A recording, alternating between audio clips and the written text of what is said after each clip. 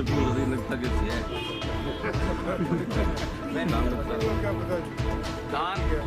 धान के बारे में पूछ रहे थे या नीम के पेड़ के हाथ लगाकर धान के बारे में पूछ रहे थे, ये भी पता कर लीजिए।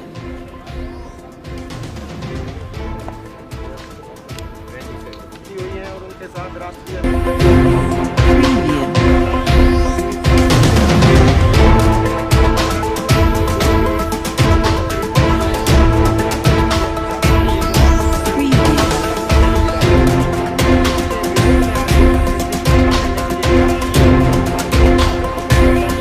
नेतृत्व में कांग्रेस के लोग धानबंदी की नादरशाही जो चौटाला सरकार कर रही है उसके विरुद्ध हम सब यहां उपस्थित हैं। हजारों कांग्रेस के कार्यकर्ता यहां नहीं हैं, हजारों किसान आज यहां नहीं हैं। ये सांकेतिक धरना है क्योंकि लॉकडाउन के चलते आप बहुत सारे लोगों को नहीं बुला सकते। महत्वपूर्ण विषय ये है कि रतिया में, जैसा शैलजा जी ने बताया, 1,01,000 एकड़ पर अब आप खेती नहीं कर सकते धान की। 75,000 एकड़ में सरसा ब्लॉक के अंदर धान की खेती नहीं हो सकती। 1,39,000 एकड़ में कैथल में सीवन और गुला चीका में नहीं हो सकती। 1,40,000 एकड़ में धान की खेती पर बबैंड, इस्माइलाबाद, पीपली इत्यादि इलाकों के अंदर बैन लगा दिया है।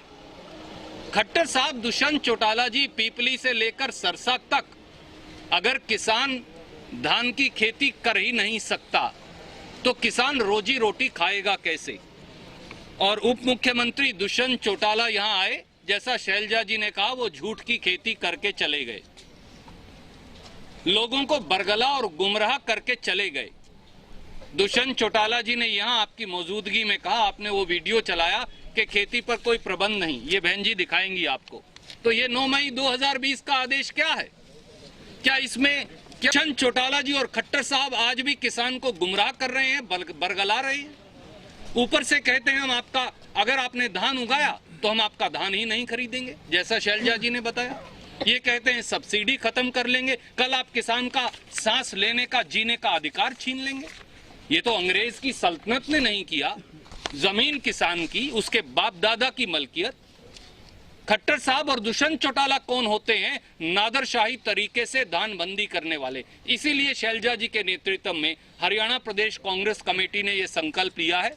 आपने मुझे कहा था, इसलिए हमने एक धरना पहले ही गोला चीका में लगाया है, एक इस्माइलाबाद में लगाएंगे, एक शाहबाद में लगाया है और आज रतिया में आपके नेतृत्व में धरना किया है।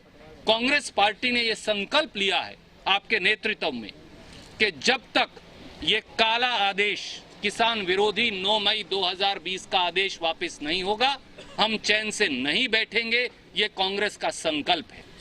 दुष्यंत चौटाला यहाँ पे आए थे जी, और जो किसान प्रदर्शन कर रहे थे, उन्होंने कहा कि किसान कांग्रेस के नेतृत्व में और कांग्रेस के उठाने के बाद तो ये कर रहे हैं प्रदर्शन। आदरणीय मित्र, अब उन्हें कभी शैलजा से पीड़ा होती है, कभी रणदीप से पीड़ा होती है, कभी किसी दूसरे कांग्रेस के साथी से पीड़ा होती है। सच ये है कि सत्ता की अट्टालिकाओं में बैठकर, बड़ी बड़ी कुर्सियों पर बैठकर, 50 करोड़ के जहाज में बैठकर खट्टर साहब और दुष्यंत चौटाला जी को चिलचिलाती धरती में, गर्मी में धरती को जो घाव दिए जा रहे हैं वो नजर नहीं आते। उन्हें किसान की पीड़ा नजर नहीं आती, पर वो ये ना समझें, ये प्रजातंत्र है, इसमें अर्श से फर्श तक का समय जनता और किसान तय करवा कर दिखाएगा, ये हमें विश्वास है।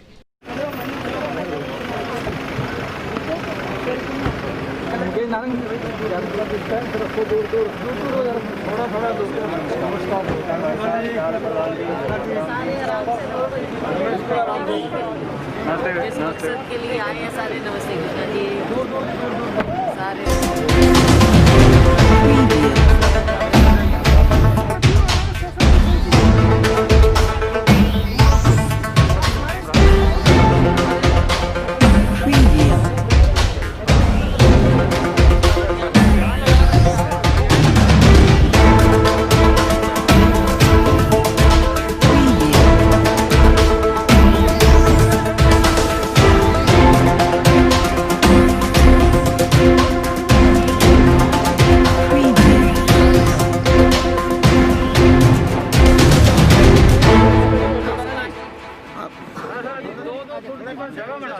कोरोना जिस तरह से, और ये व्यापक रूप से मीडिया ने इसको उठाया है, कई लोग हैं मीडिया में जो कुछ बातें सही बोल पाते हैं, चाहते तो सब हैं लेकिन बोल पाते बहुत कम लोग हैं। उन्होंने इस चीज को दिखाया भी है कि लॉकडाउन आपने इतना लेट किया, क्यों किया, क्या कारण था, या आपने इतनी जल्दी में किया, क्या कारण था कि प्रवासी मजदूर या जो भी लोग थे उनके बारे में आपने सोचा नहीं कि आगे क्या स्थिति बनेगी, इंतज़ाम कैसे किए जाने चाहिए। लॉकडाउन एक दिन में हो गया, लेकिन उस एक दिन में आपने सोचा क्या कि ये कितना लंबा चलेगा, लोगों को क्या दुख तकलीफ होगी। तो ये बातें हैं। लॉकडाउन के दौरान जब प्रवासी श्रमिक निकलने लगे, वो किसका फेलियर था? सड़क पर हमारे प्रवासी श्रमिक क्यों आए, वो किसका फेलियर था?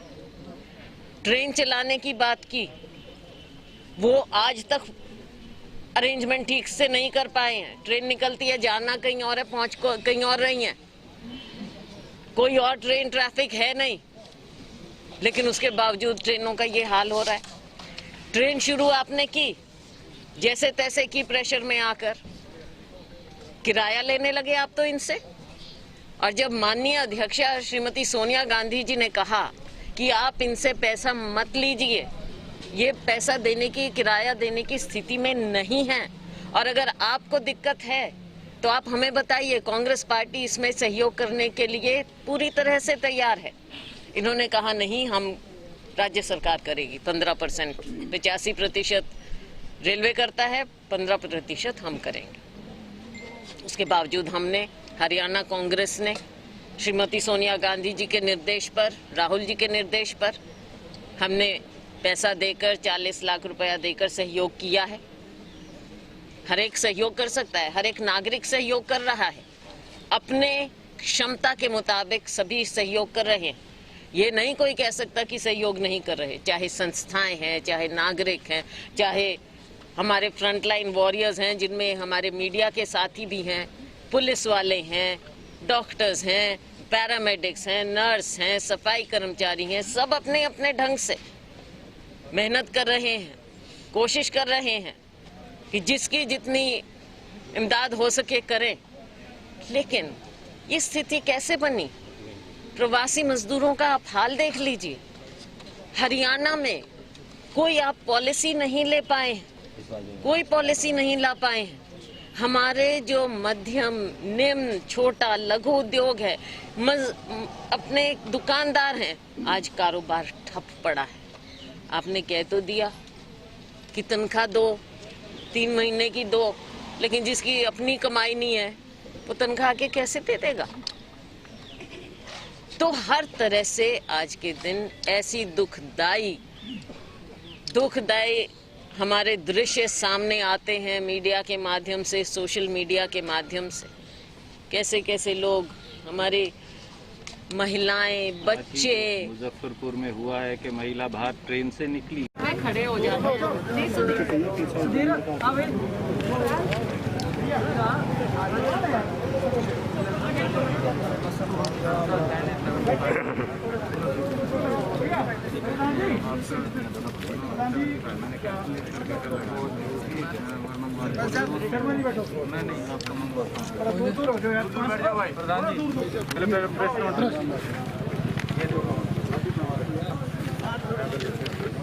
थोड़े पीछे हो जाओ सुल्तान, थोड़े और पीछे उनको बांटने, डॉक्टर साहब को दे दो, अजय को, अविनीत भाई को एक ही बात। उसका एक बहुत बड़ा मुद्दा उछला है। रणदीप जी ने और मैंने प्रेस कॉन्फ्रेंस की थी इसके बारे में। जिस दिन ये ऑर्डर हरियाणा सरकार के आए, हमने उसी दिन, अगले दिन प्रेस कॉन्फ्रेंस की, लोगों की नज़रों में डाला, मीडिया के साथियों ने भी हमारा साथ दिया और इस मामले को लोगों तक लेकर गए। अब जैसे जैसे समय आ रहा है धान का, किसानों तक ये बात पहुंची है और किसान इस बात को अच्छी तरह से समझ रहा है कि उसके साथ ये भारतीय जनता पार्टी, जजपा सरकार बातें कुछ करती है करती कुछ और है, हमेशा बरगलाती है हर मुद्दे पर। हरियाणा के लोगों को, हरियाणा के किसान को, मजदूर को, युवा को इन्होंने बरगलाया है। ये उसकी एक जीती जागती मिसाल है। बहाना कुछ लेते हैं, करते कुछ और हैं। अभी जो ये मुद्दा है धान की खेती का, जिस पर ये रोक लगा रहे हैं 8 ब्लॉक्स पर कि बिल्कुल आप धान की खेती नहीं कर सकते, उनमें हमारा ये भी एरिया है। यहाँ के किसानों ने बड़ी हिम्मत दिखाई, रतिया के किसानों ने खुद अपने आप सड़क पर आए, अपने मुद्दे को उन्होंने उठाया और लोगों के बीच में लेकर गए। सरकार के पास उन्होंने मेमोरेंडम दिया, लेकिन हमें लगता नहीं कि इसकी सरकार के कान पे जूं तक रेंगेगी। और इनके तालमेल का भी आपको मालूम है कि एक मंत्री आकर क्या बोल देते हैं और ऑर्डर कुछ और है। ऑर्डर आपके पास हैं, हम आपको अभी दे भी देंगे। कांग्रेस के 3 एक्स-एमएलए हैं, नो वन प्रेजेंट है। अलग अलग समय में पहले आए हैं, वो ज़रूरी नहीं है कि आए।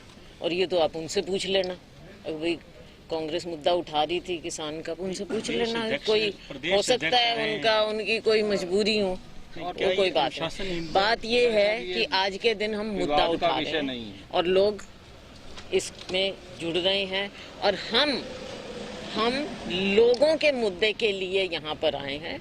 ये कोई राजनीति नहीं है, हमारे द्वारा ये मुद्दा क्रिएट नहीं किया गया है, ये सरकार की नाकामी है। और हमारा ये जो क्षेत्र है ये प्रभावित क्षेत्र है, यहाँ के लोगों ने उठाया, हम उनके लिए उनके बीच में